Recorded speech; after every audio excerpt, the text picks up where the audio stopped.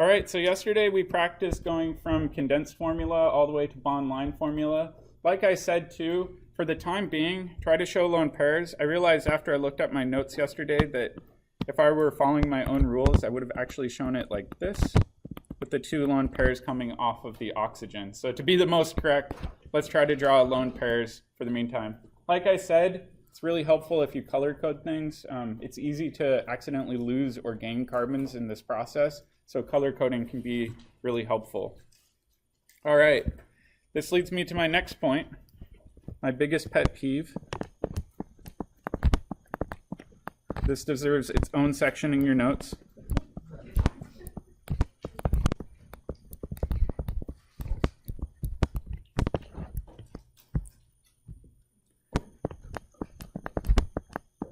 Never ever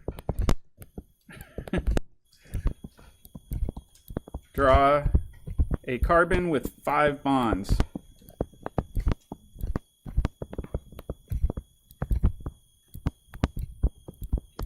I guess I should say never ever draw a carbon with 5, 6, 7. Anything more than 4 bonds is completely inappropriate and will make me sad on the inside. Oh no, I lost my picture. I had the Texas carbon flag on here, but it's called a Texas carbon.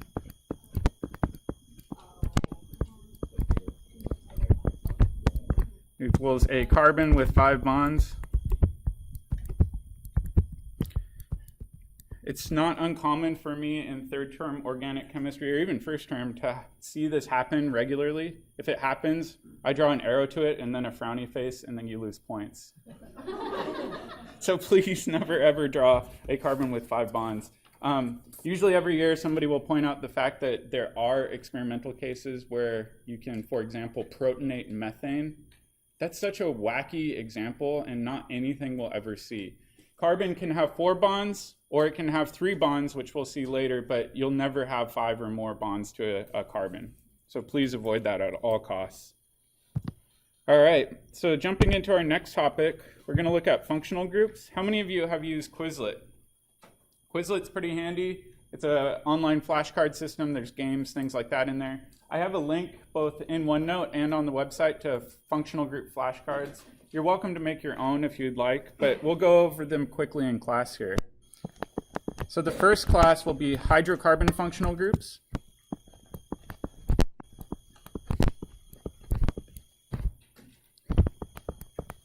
And hydrocarbon functional groups are the most common in organic chemistry.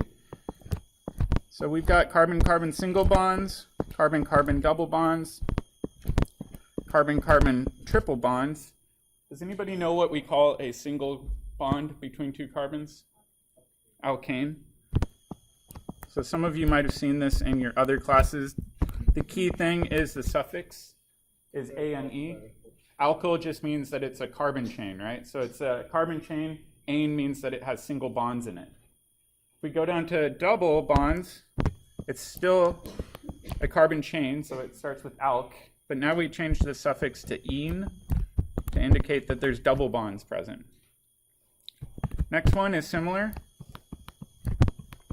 This is alkynes with a Y-N-E suffix. So make sure that you do choose the correct suffix for what you're talking about. All right, there's a few more I did want to cover, and these are confusing.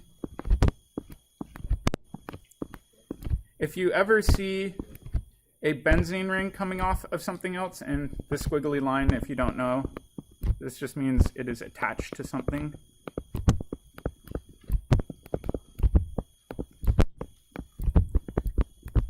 We don't call this benzene. Benzene means that it's just by itself, so let me draw it over here. If you have this ring and it's not attached to anything, this is just benzene. However, if you have a benzene attached to something else, you call this a phenyl group.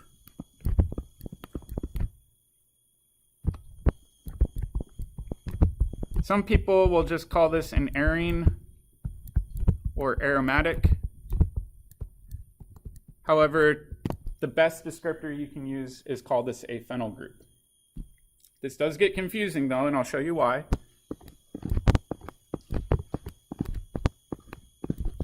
There will be situations where you have a similar structure, but this one has a CH2 spacer. And if you have a CH2 spacer, it's no longer called a phenyl group. This entire group is called a benzyl group.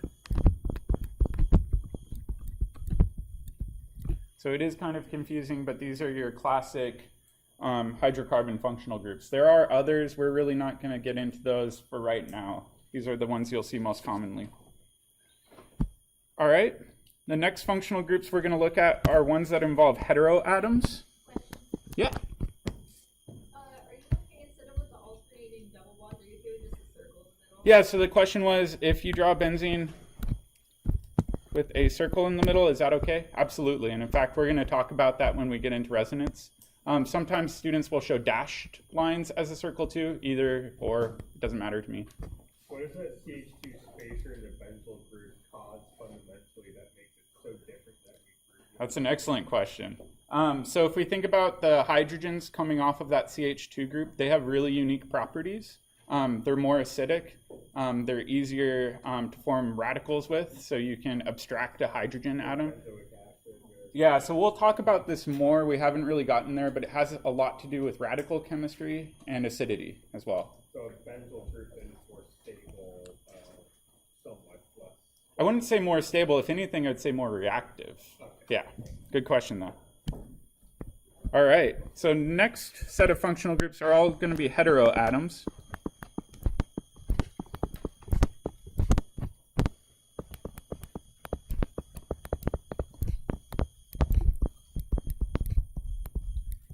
All right. Oh, I forgot one other thing. A phenyl group is often abbreviated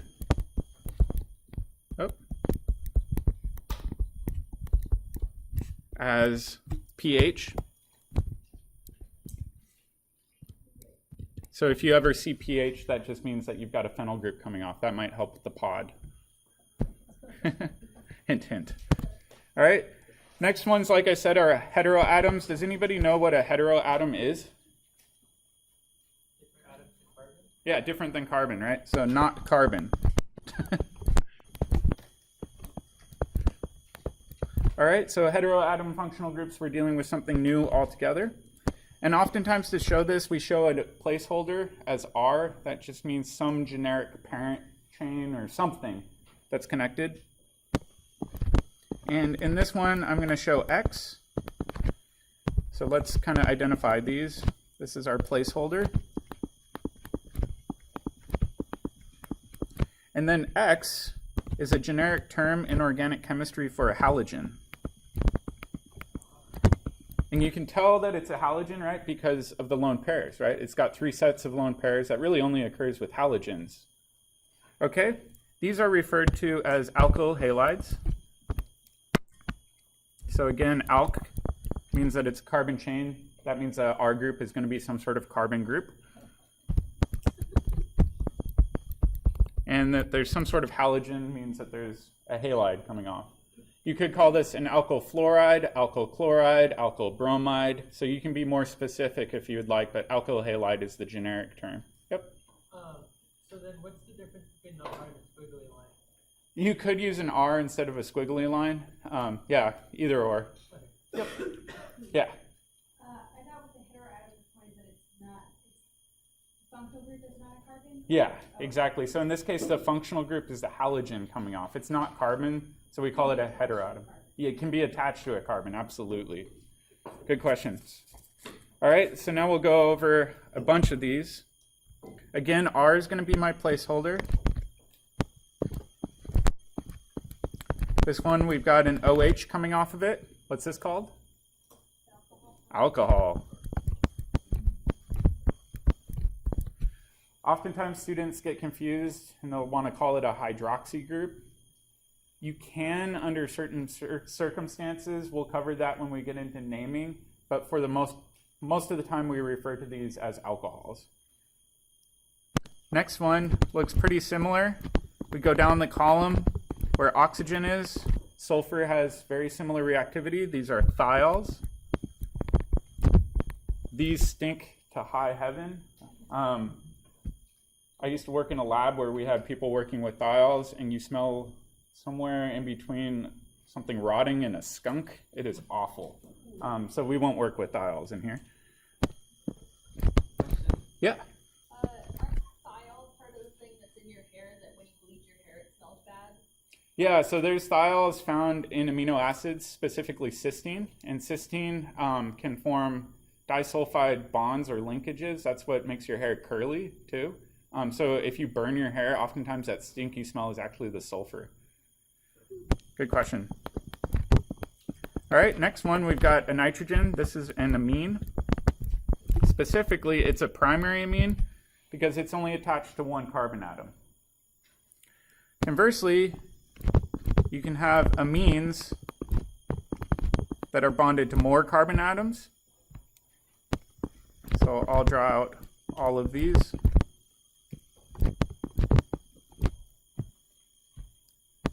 And I'll include my lone pairs as well.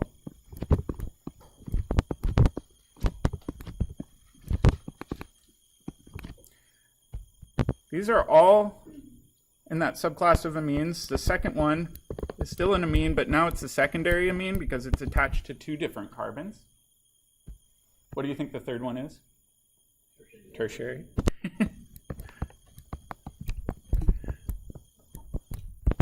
And then the last one is also technically an amine. However, it's quaternary, and oftentimes this is referred to as an ammonium salt. If you notice, this one does have a formal charge, so it's an anion-cation combo, which means it's going to be a salt. However, some people will just refer to it as a quaternary amine. All right, next ones. We've got an oxygen in between two carbons. So this can't hydrogen bond, which an alcohol can. This is not at all like an alcohol. This is referred to as an ether. Ethers are pretty common in organic chemistries, especially in solvents. We're going to be using diethyl ether a lot, so two ethyl groups coming off of each side. And then to do the sulfur analog, this would be a sulfide. And then I mentioned curly hair before. If you have two cysteine residues that are together, you can link up those sulfurs, and this is referred to as a disulfide. These are important in biochemistry. They provide a lot of structure for proteins in particular. Does that make sense? There are a bunch more. Like I said, these are kind of the most important ones in my opinion. If you go through your book, you might run into different ones from time to time, so don't be afraid of looking up new functional groups if you see them expressed in the book. All right, the next class are called carbonyl functional groups.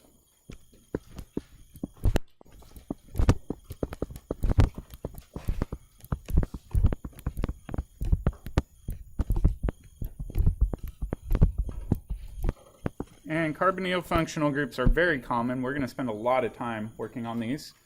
And I'll show you the generic class. So R, again, is going to be some sort of carbon group. And then over here, I'm going to put a Y. And then I'll kind of guide you through this. So R, like I said, is going to be some sort of carbon group.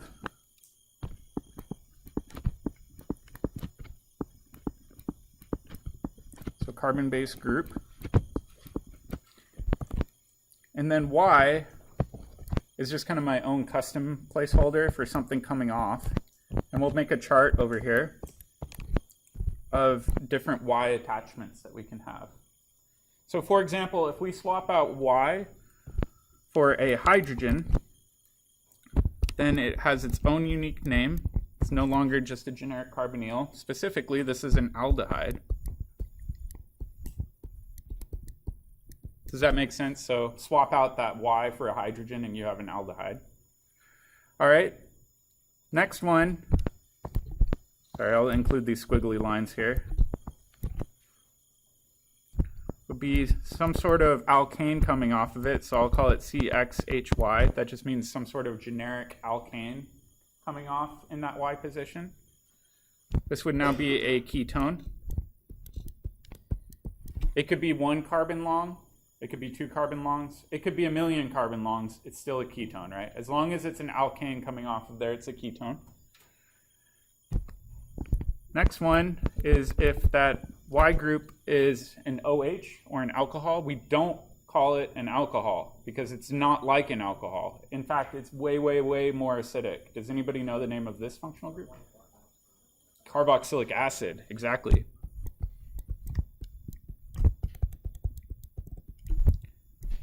On exams, quizzes, and pods, I often see students circle the OH group coming off a carbonyl and label it as an alcohol. That's not technically right. Try to be as specific as possible. Circle the entire thing. So for example, I would circle this entire thing with an OH group in that Y position, and I would label it as a carboxylic acid, not as an alcohol.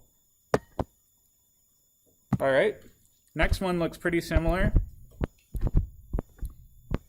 But this time we've got a carbon-based group coming off the other side of the oxygen, and this is an ester.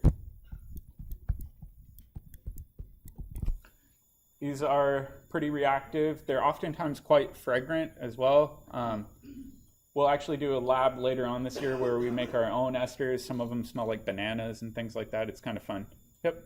So how do we know that the OH is not attached to the carbon-based group or not? So in this case, if we think about the oxygen up here, it already has all of the bonds it can make, right? Where over here, this R group means that it's attached to some sort of carbon, right? So it can't have a hydrogen coming off of there. This can't hydrogen bond anymore, right? So it's going to have very different properties than a carboxylic acid because it can't hydrogen bond. Does that make sense? Yes, but you said the alcohol and the carboxylic acid is different. Yeah. How do we define? Yeah, so that's a good question. Let's compare an alcohol. So an alcohol, for example, might be a molecule that looks like this. A carboxylic acid might be a molecule that looks like this. I haven't drawn my lone pairs in, but you can assume they're there. The reason why we want to say this is a carboxylic acid is because this hydrogen coming off there is really acidic compared to this hydrogen. So we have to describe them differently. In fact, they're about 10 orders of magnitude different in terms of their acidity. That is massive on most people's scale, at least. Alcohols typically are not thought of as good acids unless you have a lot of electron withdrawing groups on them, and we'll talk about that later. Okay, so we've got esters now. And then the next one gets a little bit more complicated. This one, you've got a carbonyl group attached.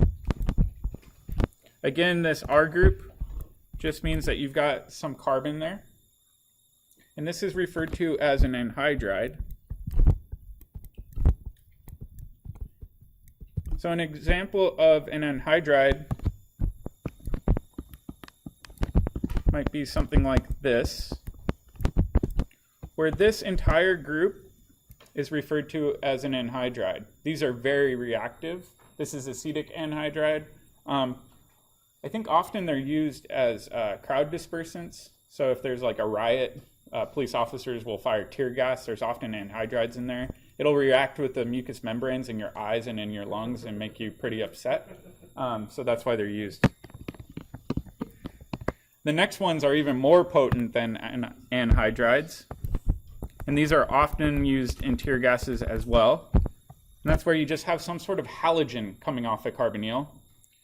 And these are called acyl or acid, it doesn't matter which one you use, halides. So it could be an acid chloride, acid bromide, or even an acid iodide. We'll talk more about those later on in the year, though. And then last but not least would be something containing a nitrogen.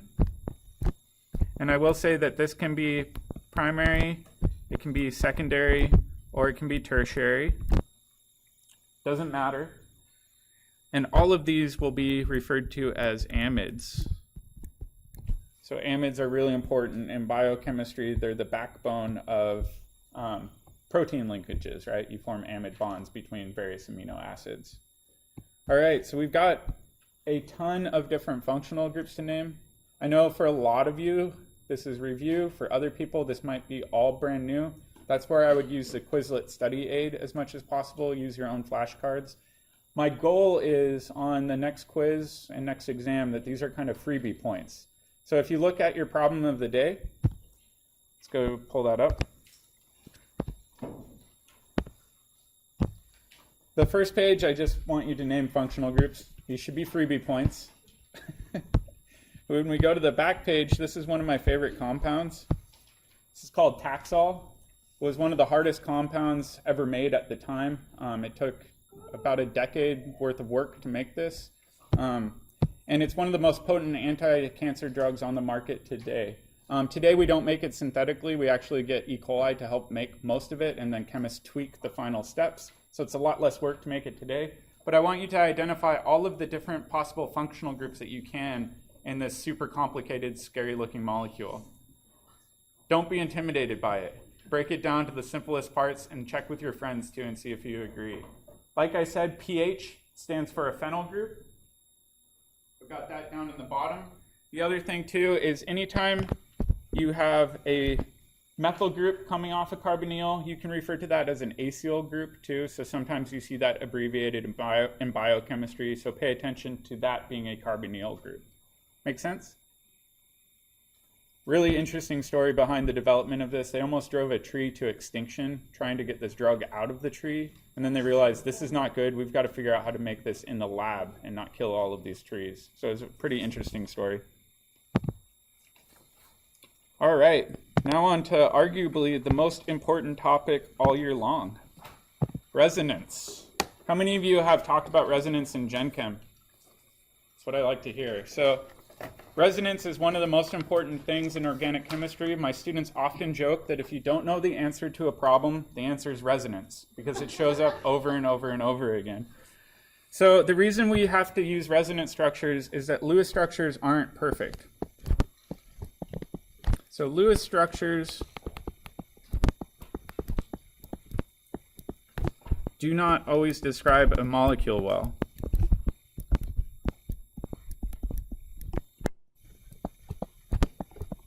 Yep.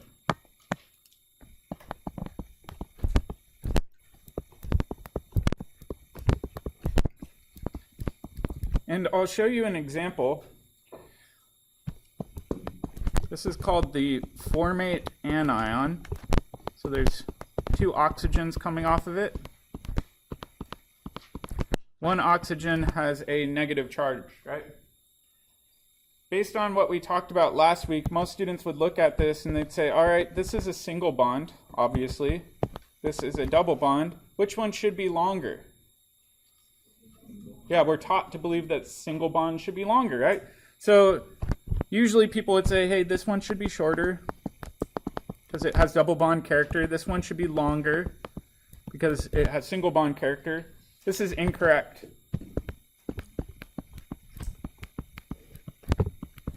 Chemistry is way more complicated than that. A better way of viewing this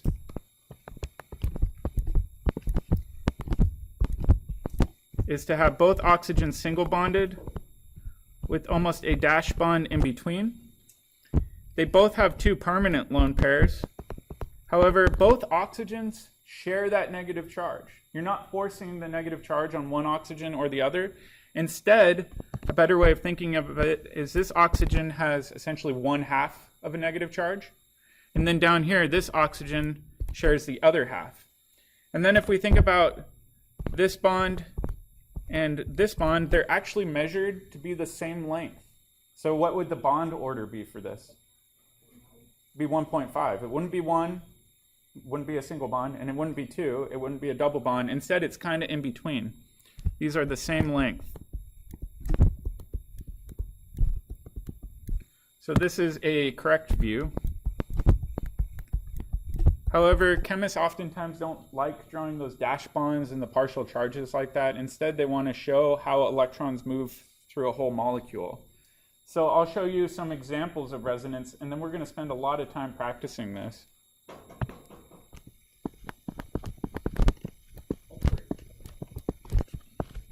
All right. So let's do a Lewis structure first.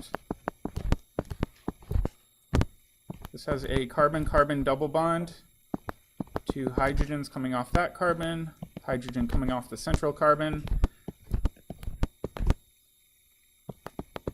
And the carbon on the right here has a positive charge, right?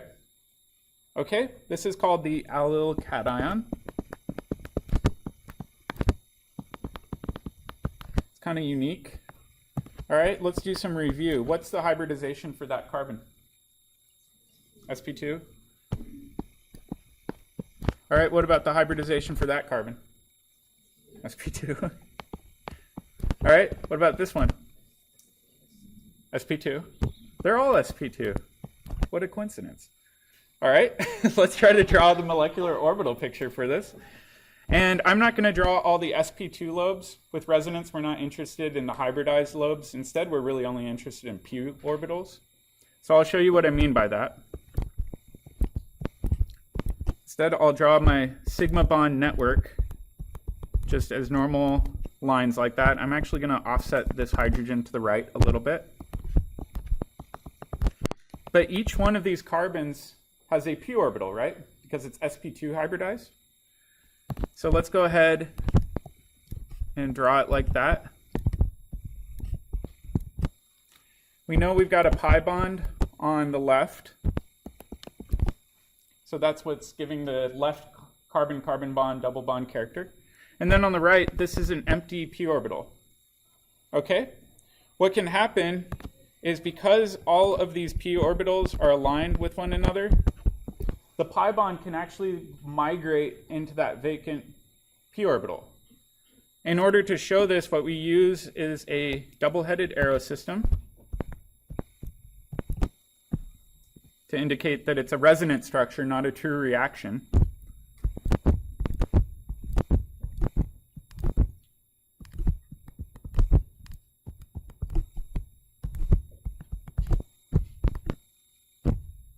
Actually, let me move this opposite direction.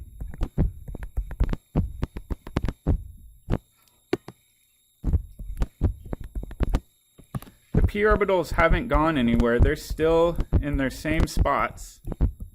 But when those electrons move over, the pi bond now changes positions, and then the positive charge is going to be on the other carbon. To show that this is a resonance structure, we also include brackets like this. So another way of thinking about this is the positive charge is shared equally between the rightmost carbon and the leftmost carbon, right?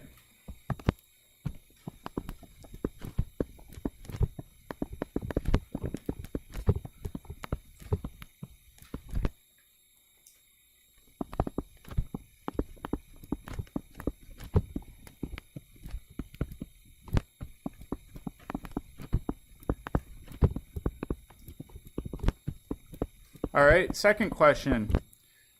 Which bond length is longer, the left carbon-carbon or the right carbon-carbon? Trick question, right? We just finished saying that when you have resonance, sometimes they average out to be exactly the same. In fact, these are called degenerate resonance structures because essentially they look like mirror images of one another. So they're equal contributors. That means everything is averaged between the two. So really, it's not a double-double or double-single bond. It's more of bond and a half, just like the previous example. All right, let's do another weird one. Actually, let me label these two just for note-taking. All of these green lobes, just remember, are p orbitals. All right, for our second example. Yep. Yeah. So are we going to get into shorthand for resonance? Yes, we will. I just want to explain the orbital picture first, and then I'll show you the arrow pushing that's required. Yep. Back when we were doing molecular orbital, we find out with double bonds with pi bond that like prevents twisting. So if the pi bond is like switching back and forth, does that make it like more flexible? It means, yeah, so the question was, if you have a pi bond where it's involved in resonance, does that still mean that you have restriction of rotation? Yes and no. Yes, it's still restricted, but it's not going to be as restricted as a true double bond, right? A true double bond means it's locked into place. if you have a situation like this, it's a bond and a half. So yeah, it's harder to twist than a normal single bond, but it's easier than a normal double bond. It's kind of in between. Good question. All right, so second example is a bit weirder.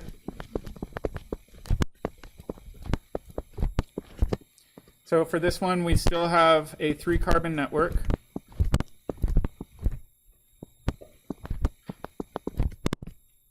And this is a carbon-carbon bond. Carbon-carbon double bond, excuse me. However, this time the right carbon, instead of being positive, actually has a negative charge. All right, so let's go ahead and predict what's going on here. What's the hybridization of that carbon? sp2. What about this carbon? sp2. What about this one? Oh, I'm going to put sp3 question mark, which is leading me into the next part. You're going to say, everything you taught me is wrong. Kind of. Bear with me. So let's make a note that VS EPR theory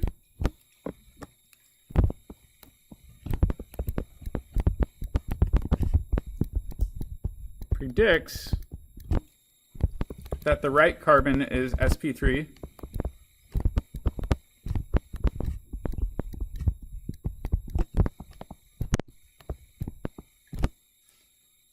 but experimental data differs.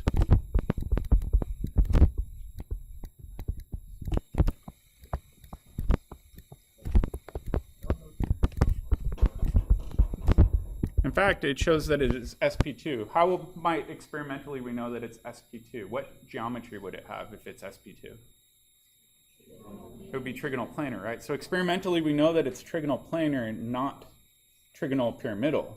So something's not adding up here. That's where resonance theory kind of kicks in to explain this discrepancy. This is not an accurate view of that molecule. So let's do the same thing we did before and imagine the orbital picture and see why this might make sense.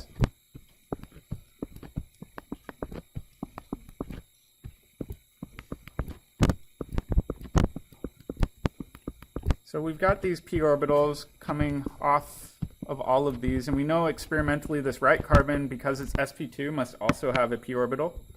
Let me clean this up. These left ones are a pi bond. This negative charge is located in one of those p orbitals. You can show it top face or bottom face, doesn't really matter.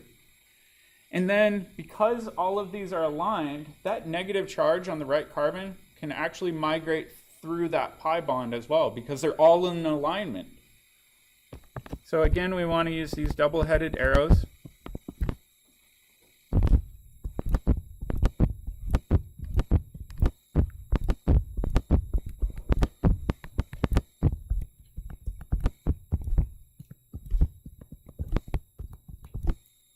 And just like before, the p orbitals aren't going anywhere. They're staying put. But when that negative charge migrates, you form a new pi bond over here, and the negative charge can delocalize to the left carbon.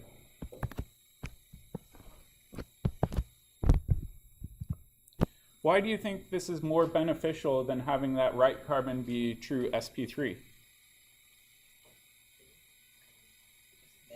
CHEM students cry? Well, think about it this way. If you're an atom, do you want to be forced to carry all of the load, or would you rather share the load? I'd much rather share that negative charge with another atom if I can. So by adopting a new hybridization, it allows it to share that negative charge across two atoms rather than forcing a negative charge on one atom. It makes the overall molecule happier. So let's make a note of that. So by adopting a sp2 hybridization,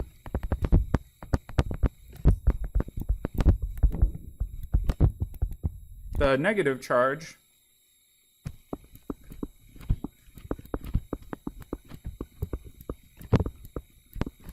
can be delocalized.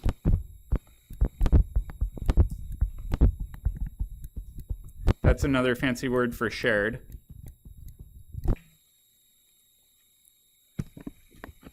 between two carbons.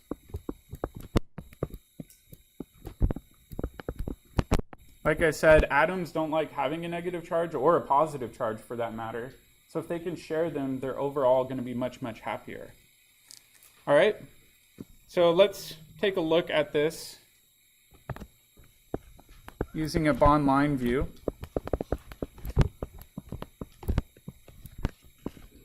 Because it is kind of a pain drawing out all those orbitals. Yeah? Does this adoption of a different hybridization structure tables more often than not experimentally? Yeah, that's a good question. So the question was, does this often occur?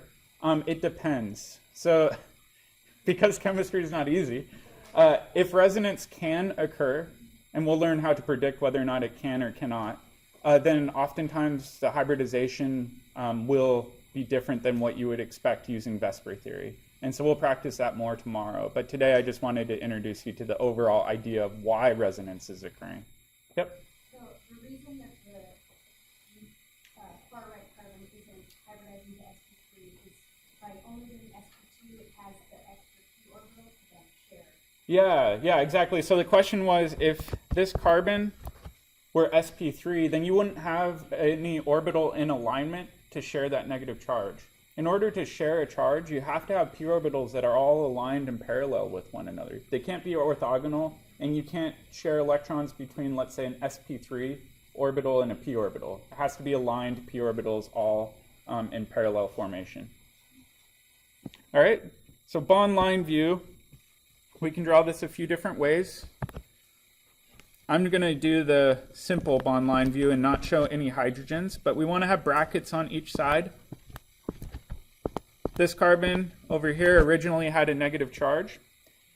And to show the electrons moving, you always want to start your arrow at the electron and show where those electrons are going.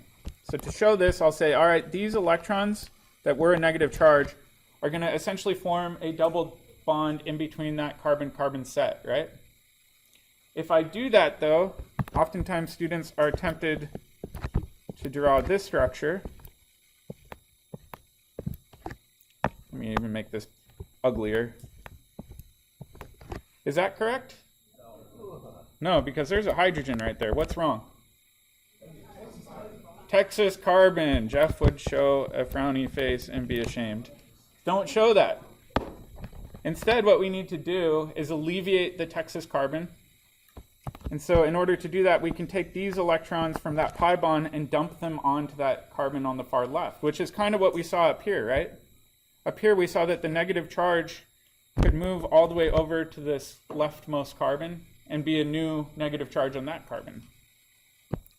Okay, so let's draw our second resonance structure. Now the negative charge is located over there. So we've got two resonance structures for this molecule. Yep? What were the arrows representing again? So it's showing where the electrons are going, the red arrows are. So in this case, the first structure, the lone pair with the negative charge there, those electrons want to move. They don't want to be stuck on one atom. So what they're doing is they're moving over to the adjacent carbon-carbon bond and forming a new pi bond between those two p orbitals. But when you do that, we can't have a Texas carbon, so the other pi bond has to break and dump electrons off to the left carbon. Great question. Oftentimes, chemists will show it this way. This is resonance view. So like I said, with resonance, you need to have double-headed arrows and brackets to show that it's has delocalization of electrons. However, oftentimes what I like to do is draw the hybrid view, essentially stating that there's not really alternating double single bonds. Instead, it's more a bond and a half in between those, so you can show them as dotted lines. And then this carbon has a partial negative, specifically negative 1/2. And then over here, we have a carbon that's negative 1/2, or partial negative. This would be shown as a hybrid view. One thing that students oftentimes have trouble understanding is with the resonance view, it's not flipping back and forth. Really, it's an average of those structures, right? So they show it like it's flipping back and forth, but you have to think of it as an average, which is why I like the hybrid view sometimes. It shows that it's not alternating bonds being double and single. Instead, it's a bond and a half, so you can represent that with a dashed line. Yep? For the positive and negative, does it matter? If you know it's an average. So sometimes they're shared evenly, other times they're not, and we'll cover that more tomorrow and the next day. It does get tricky though. But today I just want you to understand the overall idea of why resonance occurs and what's going on from an orbital point of view. Does that make sense?